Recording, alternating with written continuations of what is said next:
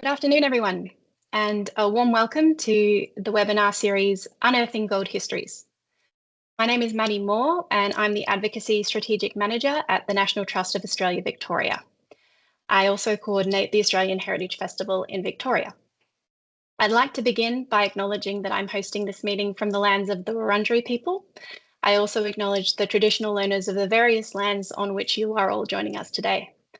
I pay my respects to their elders, both past and present, and acknowledge their continuing connections to land, waters, and community. This webinar series, Unearthing Gold Histories, is being run in partnership with the Victorian Goldfields World Heritage Bid as part of the 2025 Australian Heritage Festival. Each year, the National Trust, the state's premier community-based heritage advocacy organisation, coordinates the Australian Heritage Festival in Victoria, providing a program of internally and externally produced events.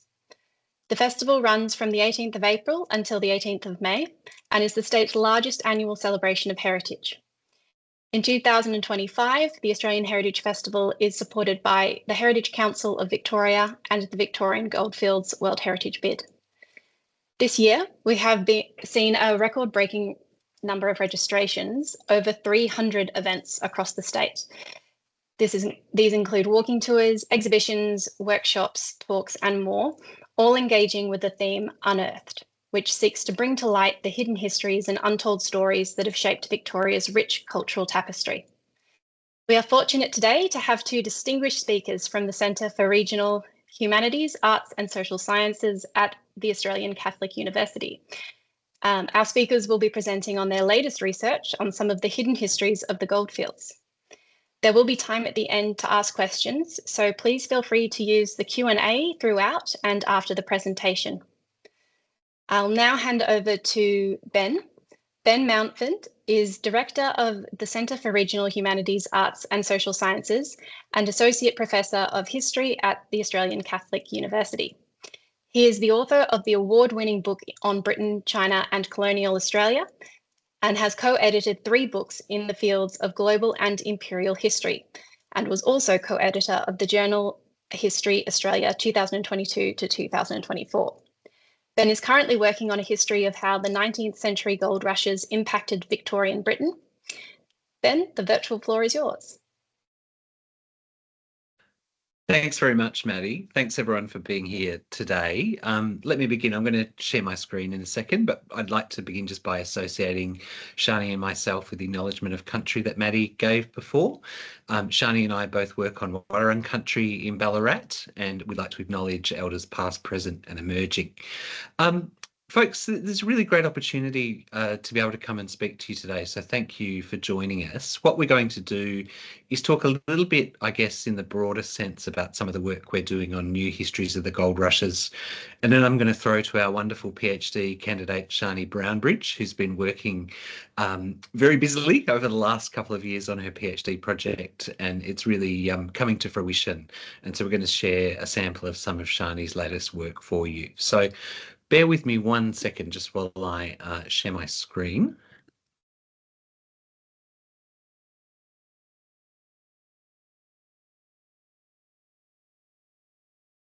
Can I just get a thumbs up that everyone can see that okay?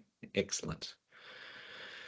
Okay, well, I thought I'd just start talking a little bit about how the history of the gold rush as we understand it, and of the Australian goldfields in particular, is developing over time. Because I think this is a topic that many people have been reading about for a long time. You'll know that historians have been interested for a very long time. Within years of the gold actually being found in the 1850s, there are already piles of books piling up about the Californian and Australian gold rushes of the mid-19th century. So I thought I'd just talk a little bit about some of the research we're doing in our centre to think about new approaches to the gold rushes and to the heritage left behind by that period. And then, as I said, throw to Sharni to some of the really detailed work that Sharni's doing at the moment. And I suppose I just thought by way of introduction, I'd talk a little bit about the idea that I think both at the individual, the personal, the local and regional level, we're still finding really wonderful stories of people's lives during this period, really fascinating new histories that give us an insights to the sorts of experiences people were having. And, that's partly facilitated by the availability of new sources. Have I just lost my share screen, Shani? Sorry about that, everyone. I'll just pop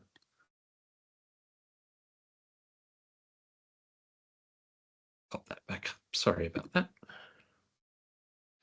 And so you can see here in this ST Gill image, the way in which the lives of everyday people are accessible in new ways, owing to the availability of sources, to reading new sources, but also to going back to old sources and approaching them in new ways.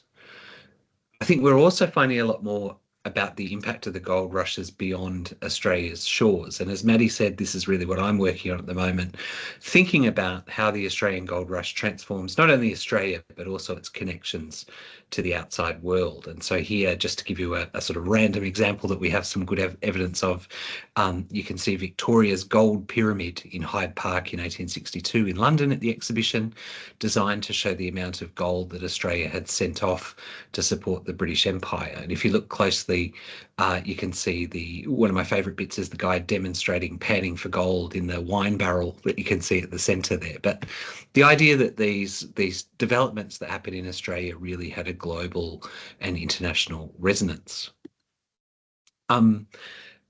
Also, I think a really important theme of this is the way in which we're learning about how the Australian gold rushes were connected to other gold rushes. So one of the areas of research there's been a lot of work into in recent years is the connections between particularly California and the Australian gold rush. And Sharni will talk a little bit about this.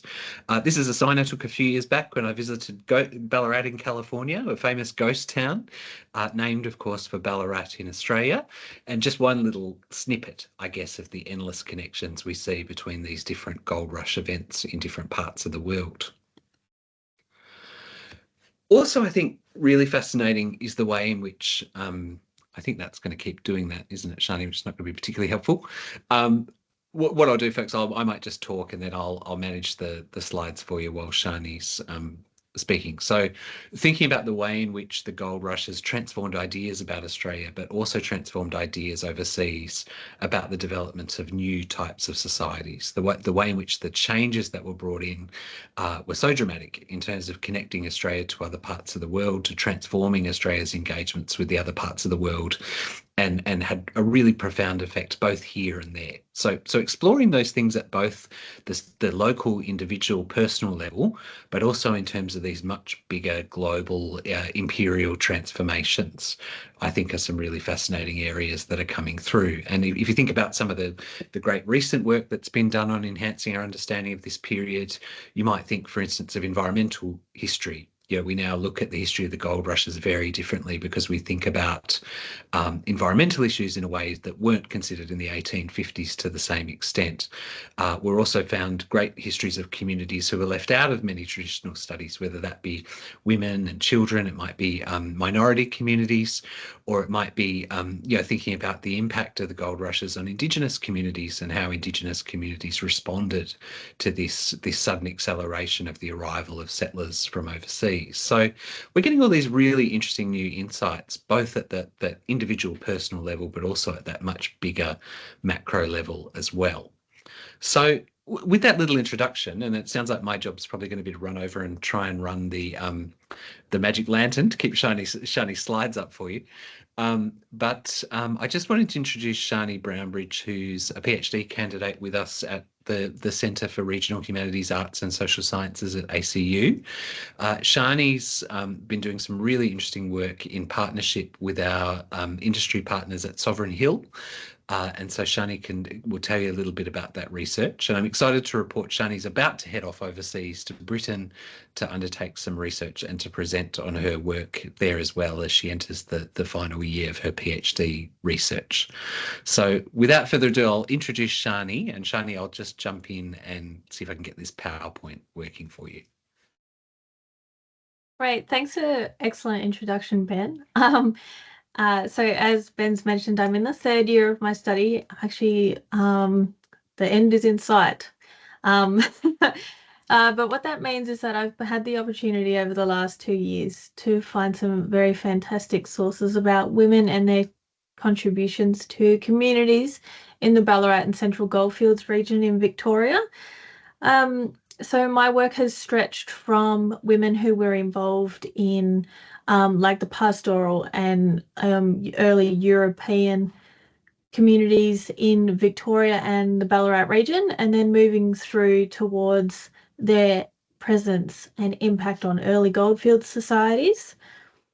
What I'm talking about today is actually the women who weren't at the goldfields, not immediately anyway, but rather the women who were left behind by those who went to the goldfields. So it's these communities who have been very, very much understudied and unacknowledged when we consider the goldfields, despite their importance to it. There are a couple of authors in Australia, of course, who have looked very close to the subject that I'm talking about, but I've taken a real deep dive to look into the women left behind, specifically regarding the Ballarat context.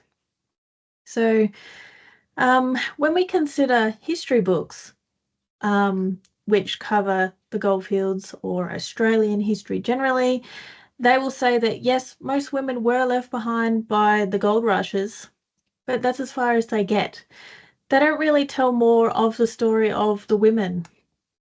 California's gold rush, as Ben mentioned, is an excellent comparison to Australia and the Victorian gold rushes.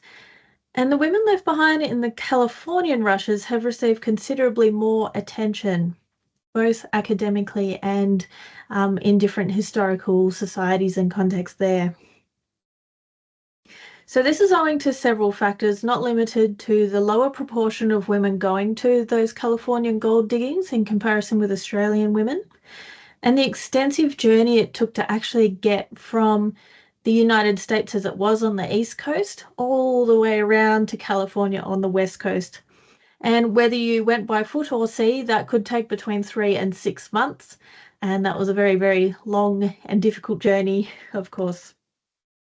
By comparison, the journey from Adelaide to Port Phillip, which is Melbourne, or from Van Diemen's Land, whether that be Launceston or Hobart, to Port Melbourne would only take a week, roughly, if you had really bad weather. So 6 months or a week, that's quite a big difference, and that's one of the main reasons that women didn't go didn't go to California, but did go to the Victorian rushes. So through my research, I've been able to discover the direct impacts on the women left behind in the Australian context.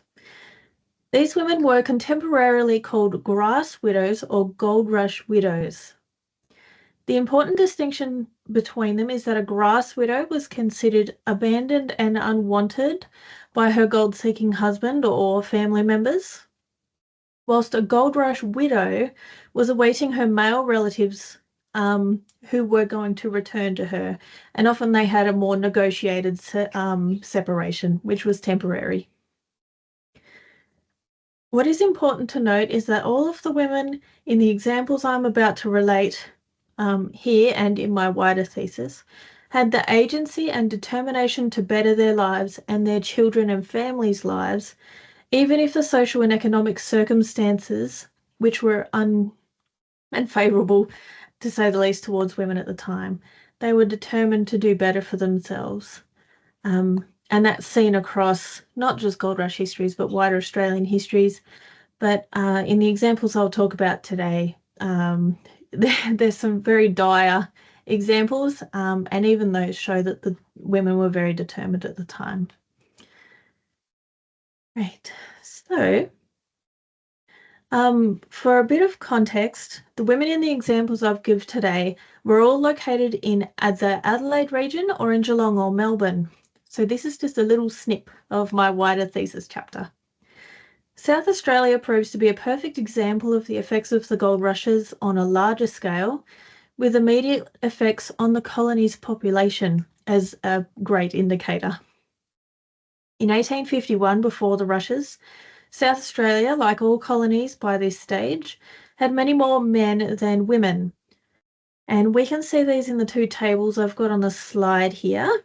So in 1851, there were 34,975 men compared to 27,664 women. Now, of course, this excludes certain groups such as First Nations people, so take those stats with a pinch of salt.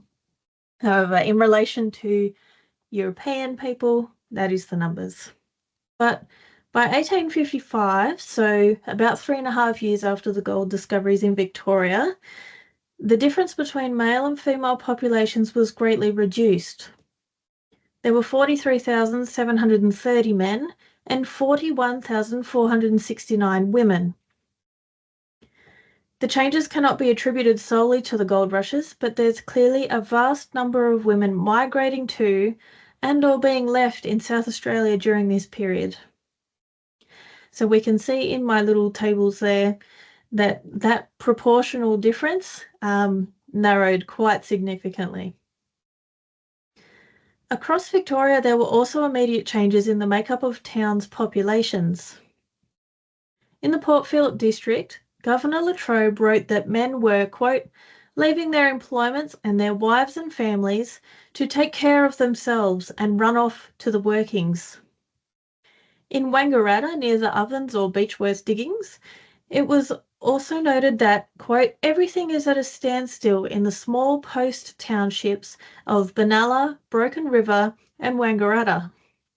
No signs of vitality, sparks from the Smithies Forge, no agriculture, no buildings going forward, houses closed and their windows boarded up, and with now and then a grass widow observable.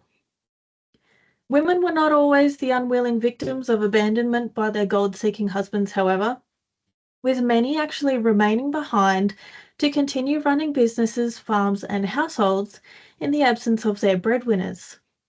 What these quotes reveal, though, is the fear caused by the movement of people and the separation of couples which the gold rushes directly caused.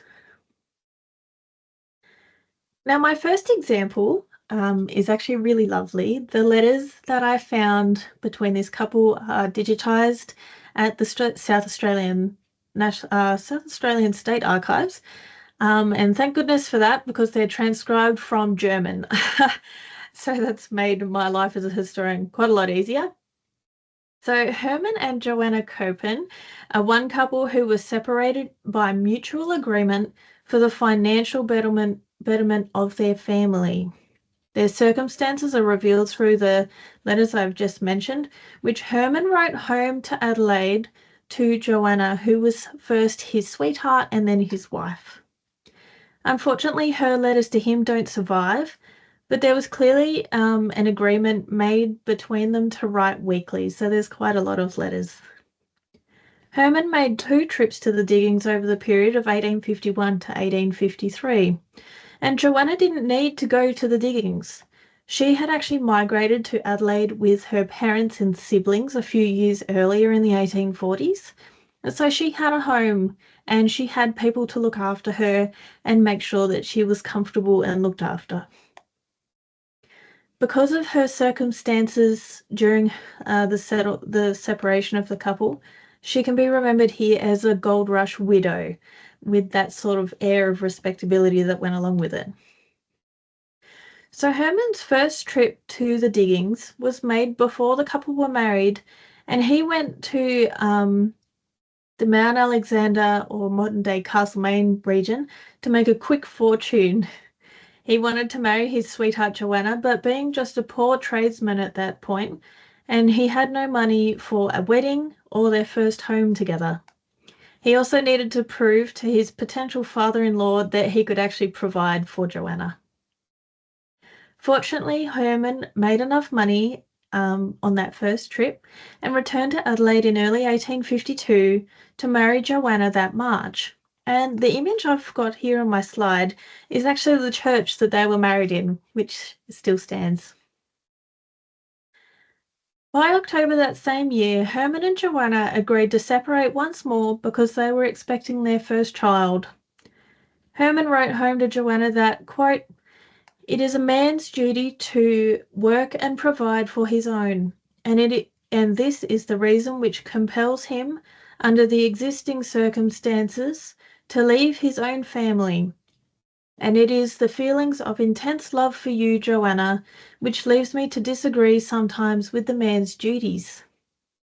He continued later that, quote, "It makes it a difficult condition, on account of pure profit, to leave a wife, and yet it is the way of the world." This second trip unfortunately only made enough money to cover Herman's costs, and with only a teeny-weeny amount of profit. But Herman returned home to Joanna by the end of that summer, where he was able to find better work to support his growing family.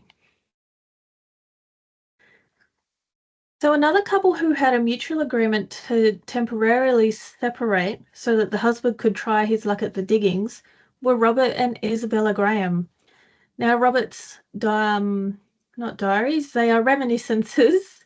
They are actually kept at Sovereign Hills. So that was one of the gems that I found during my term of industry partnership there, digging through the archives. So those reminiscences were written about 30 years after the events I'm going to talk about today. So they were written in about the 1880s, roughly. So the couple had actually migrated from England in 1853 with Robert's brother, and they had migrated to Victoria specifically with aims of eventually going to the Goldfields and improving their lot in life. Upon arriving to the Port Phillip district, Isabella was housed safely in Geelong with a respectable woman in a kind of boarding house situation, whilst Robert and his brother went up to Ballarat.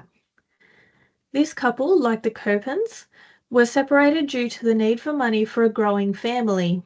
Isabella was pregnant with their first child when they got to Geelong, and the conditions of the Goldfields were clearly considered by the couple to be unsuited as a place to bring a new baby into the world.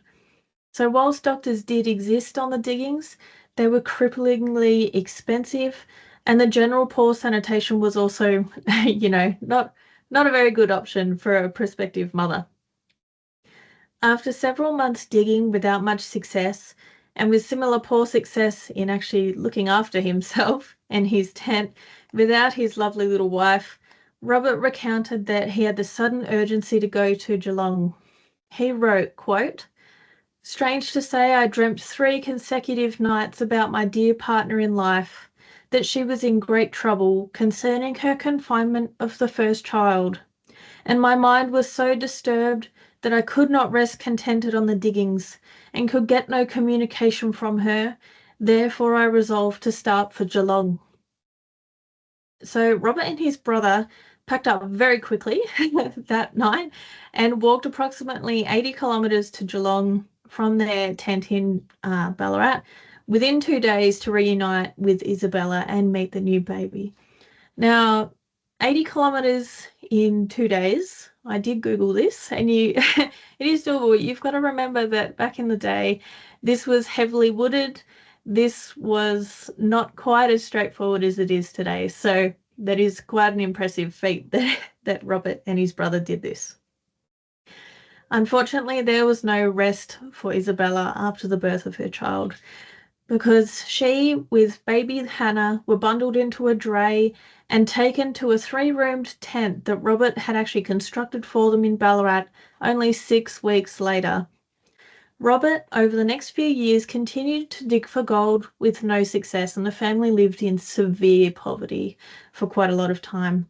He actually eventually became a businessman and a mayor of Buninyong, and he actually made a massive fortune. So he ended up finding gold, but just not in the way he expected.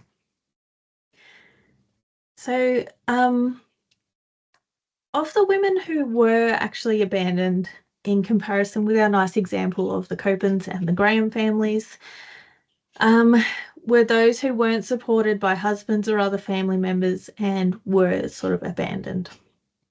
During the 1850s, marriages were still primarily economic partnerships rather than necessarily completely romantic based, And so an absconding husband or father could lead to severe consequences for the people he left behind, and in particular women. The Adelaide Destitute Asylum Board records show what happened to women in the circumstances when they were abandoned. The Asylum Board provided both indoor and outdoor relief, which meant that they could be accepted into the asylum buildings, or they could get aid in the form of rental assistance and food stamps. This was crucial to the survival of many people during this era in the 19th century, with widespread social assistance not being available until the early 20th century. In my research of the asylum records between 1851 and 1857, I found 80 people, including women and children, who were seeking aid from the asylum because their breadwinner, in these cases a father or a husband, had gone to Victoria. An additional 41 people were seeking aid because their breadwinner had specifically gone to the gold diggings. These numbers do not include any dependents, such as children, which would inflate the numbers 2 or 3 times over. For each woman listed in the Asylum Board records, most of them had about 3 children with them, but there were inconsistencies, so I've only included the person who was actually listed. The Asylum Board records give brief but informative views into the specific reasons for people's applications for assistance from the board. They also show the effects of the Goldfields on a wide range of demographics. For example, there was Harriet Oatley with 3 children who was getting aid because her husband had, quote, deserted her for Victoria and she is destitute. Then there was Jane Benton, who at age 16 was left at the asylum with her younger siblings by their mother, who could no longer financially take care of them after the family's breadwinner, which was the children's father, had abandoned them and gone to the diggings. Lastly was a Mrs. Wallace, who was aged 53 and assumedly a widow with limitation on what waged employment she could take. Mrs. Wallace's sons, who must have been her breadwinners at that stage, had left her in Adelaide while they went to the diggings. Prior to entering the asylum, she had not heard from them or received any money for 2.5 years, and she was destitute. So the final example I give today is also of an abandoned grass widow, though one with a happier ending, we hope. So George and Charles Evans were brothers that migrated to Victoria in 1852. Both went to various gold diggings at different times, such as the Ovens, the Bendigo and the Ballarat diggings. But they were actually based in what is now Fitzroy in Melbourne. Both brothers kept diaries, which have miraculously both survived in the State Library of Victoria, so you can visit them as you wish, and tell of their experiences in Gold Rush, Melbourne and Ballarat. What they both also mention is the experiences of their mutual friend, Mrs. Hall. Mrs. Hall was a long-suffering wife, which we can see through the accounts of the brothers, and had several small children with her. Unfortunately, her husband was no good. He was violent and an alcoholic. In October 1853, Mr. Hall sold every possession the family had, even the children's beds, to purchase alcohol and a passage to the diggings. With nothing remaining to her at all, Mrs. Hall and her children were forced to find accommodation in the seedy tent city that had sprung up near the Yarra River, which, even though now it's probably part of a nice suburb, it was the worst of the worst back in 1853. Finding Mrs. Hall's son hawking lemonade in the streets to support his family, Charles and George both determined to support Mrs. Hall themselves in the absence of her husband. Now, I can't discover how they actually knew Mrs. Hall, but I believe they knew each other back in England before they migrated because they all knew each other's mothers and neighbours and friends. So both brothers set out to find a suitable home, and not just a tent, for Mrs. Hall, and found that other communities members had also done the same for her. In addition, a connection at the Bendigo diggings, also known to all 3 of these people somehow, was able to send some money to her for her to be able to set herself up her own lemonade store, whereby she had the opportunity of making a little money for herself. What Mrs. Hall's example shows is that the gold rushes and the desertion by husbands had often disastrous effects on families, but that communities came together during this time to support each other. What eventually became of Mrs. Hall and her family I cannot discover, though by the notes of both brothers, she had family back in England anticipating her return. And we can see that in the little snip that I've got there. That is an original page from George Evans' diary. And yes, it did take me an awful long time to read that diary. That's a lot of very curly handwriting. So yeah, thank you for listening, everyone. That's a very, very brief rundown of my work so far. There are so many variations of experience, but these are just a few which show that women were never separate from the gold rushes and were not passive victims of the circumstances surrounding them. So thank you. Thanks very much, Sharni, and apologies for the slides dropping in out there, but I think we got most of them. And I think that's just a great example, Sharni's work that she's doing on grass widows or gold rush widows, of expanding the way we think about the gold rush. So, not only is it affecting those people who are going off to these places and undertaking these extraordinary deeds, but of course that has this incredible ripple effect on people who are left at home and whose lives have to be adjusted to account for this massive movement of people. So thanks so much, Sharni, once again for really exciting. We're all very excited to see the work come together. And I might throw back to Maddie now, folks. I think we've got some time for questions and discussion. But just let me again, thanks Sharni, and thank you all for being here with us today. Thanks, Ben. Thanks, Sharni. That was wonderful. Yes, so we do have some time for questions. So please, if you could type your questions into the Q&A or into the meeting chat, and we'll be able to go through a few of your questions.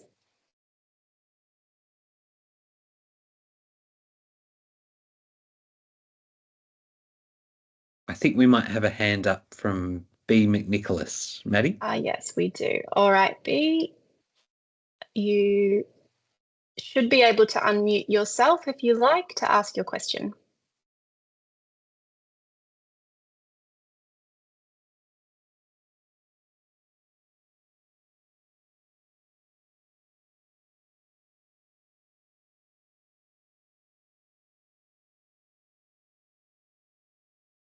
Hello?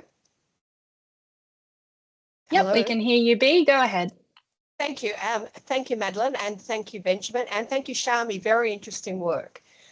Just a brief question to do with your comment that you had excluded Aboriginal people or women, but you called them European people that you were focusing on.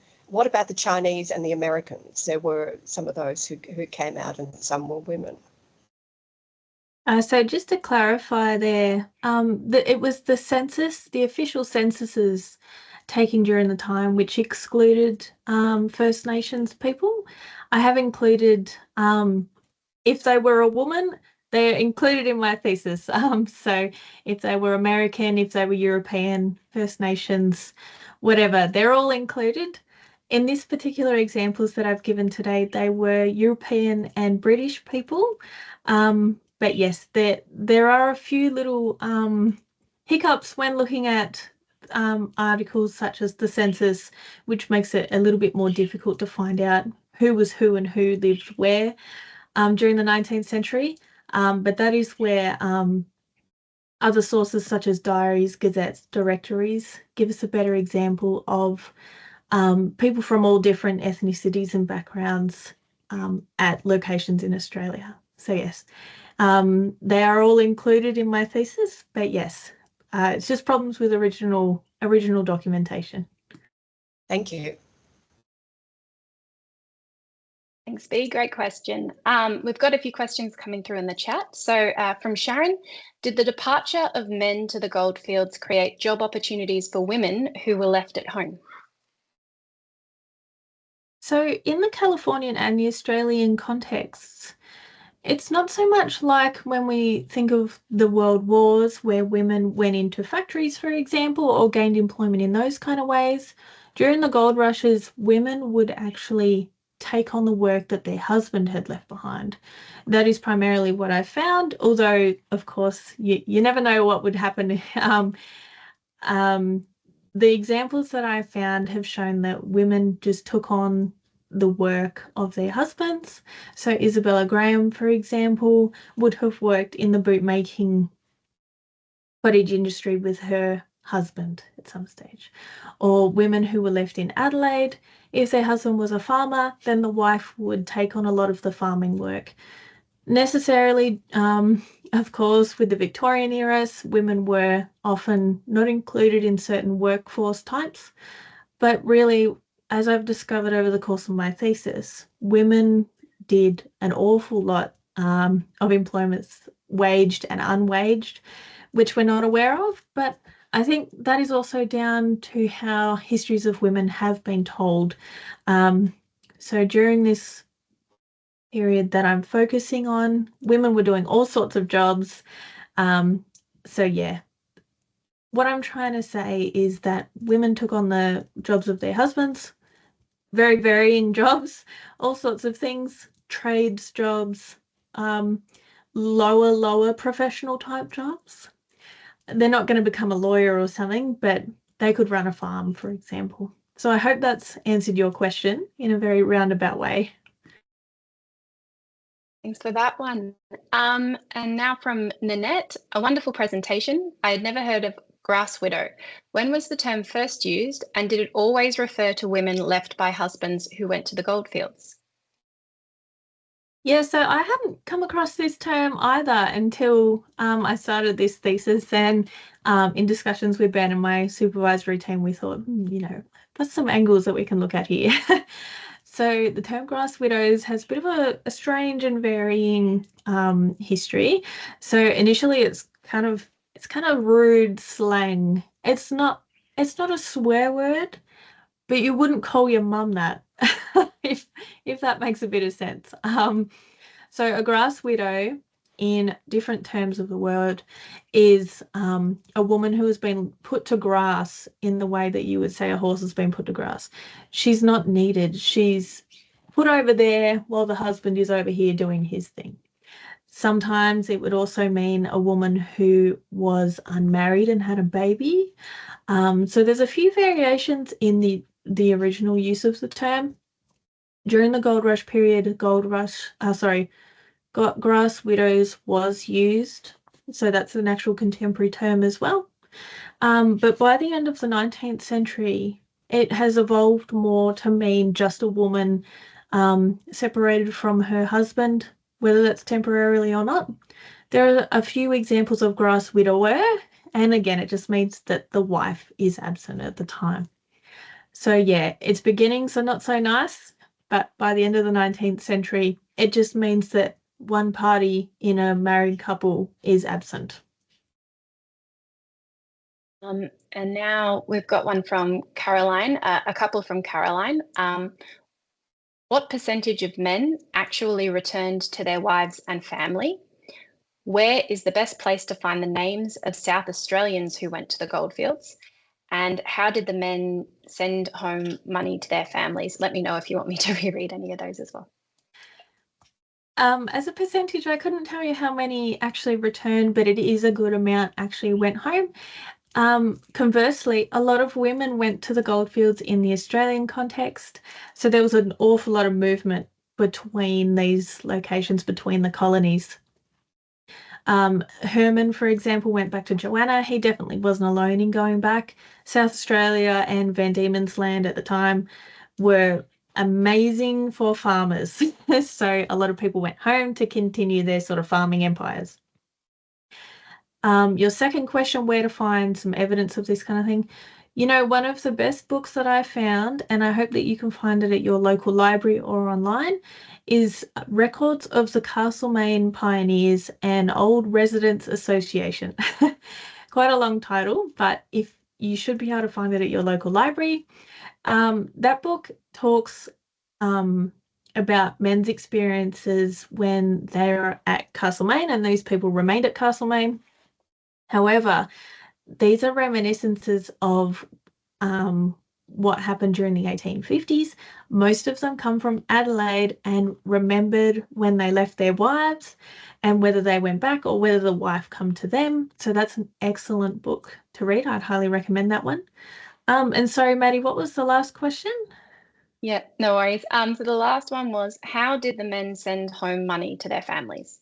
Oh, yes. So some of them would deposit it in a bank and send a check. Pretty stock standard, modern day type idea there. But some of them did, they weren't meant to do this, but they would send tiny little pieces of gold in envelopes or in parcels. The main and the legal way that they would send money home is through an official government gold escort.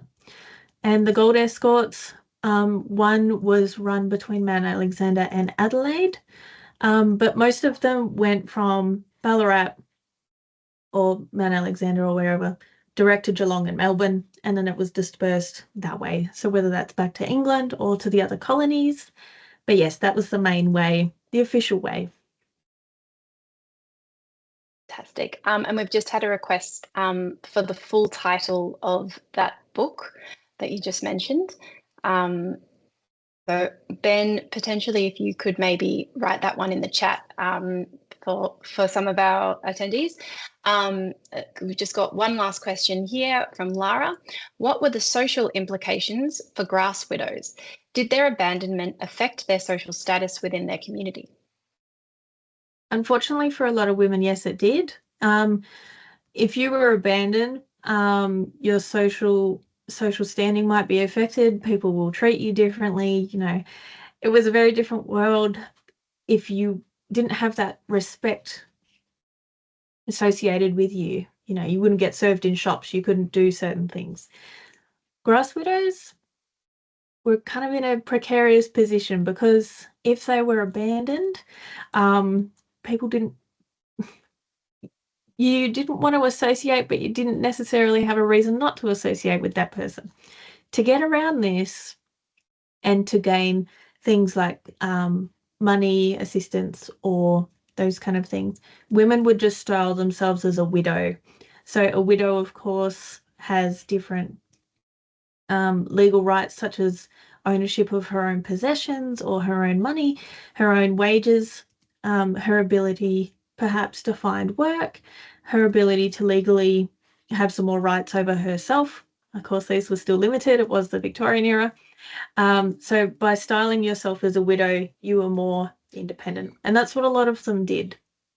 So if you're going through records in the mid-19th century and they list themselves as a widow, if you do some searching, a lot of the time you might actually find that that husband is still living because she doesn't want to list herself as deserted. She wants to show that she's just independent. And the use of the term widow is one of the things that they did to do that. So yes, it's a little bit confusing, but that's the way they got around it.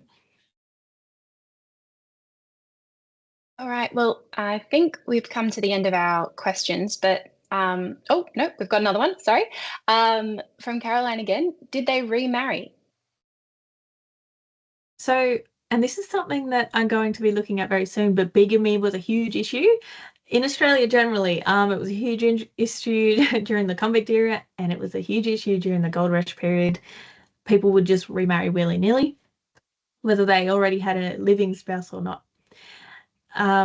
In other occasions, the limit between your desertion and when you could get remarried was about 7 years. Some people just waited out that 7 years and married again because they would sort of assume your previous spouse is dead or whatever, or you kind of get an annulment type idea, and then you could remarry. A lot of people just lived as married couples, but they were actually just unmarried. They were kind of just boyfriend, girlfriend that lived as married couples. There was a lady called Eliza Perrin. She was abandoned on the Goldfields, and she ended up cohabiting with another man and had children with another man, and just was lived and was respected as this other man's wife, but not in a legal sense. So, yeah, some remarried, some cohabitated with others, but some just enjoyed being widows and lived in that way as well. And we've got another one as well. Did you uncover any stories of grass widows claiming to be widows only for their husbands to return? I personally haven't, but that would certainly be good fun because the court records from those times were very descriptive, and often they would pop up in the newspapers and be sort of salacious. So if I find one, I would look forward to it, but I personally haven't found one yet. Okay, I think that is all the questions, but I think the range of questions and the number of questions shows just how engaging this talk has been. So Sharni, thank you so much, and Ben, thank you so much as well. It's been a real pleasure to have you both presenting today, and I hope our many attendees have enjoyed the presentation. This will be recorded as well, so if you want to share it with anybody, please do feel free. We'll be putting it up on the National Trust's YouTube page soon. Thank you all for joining us so much, and I hope you have a lovely rest of your Friday and weekend. And again, thank you so much to Sharni and Ben. Thank you. Thanks, Maddie. Thanks, everyone.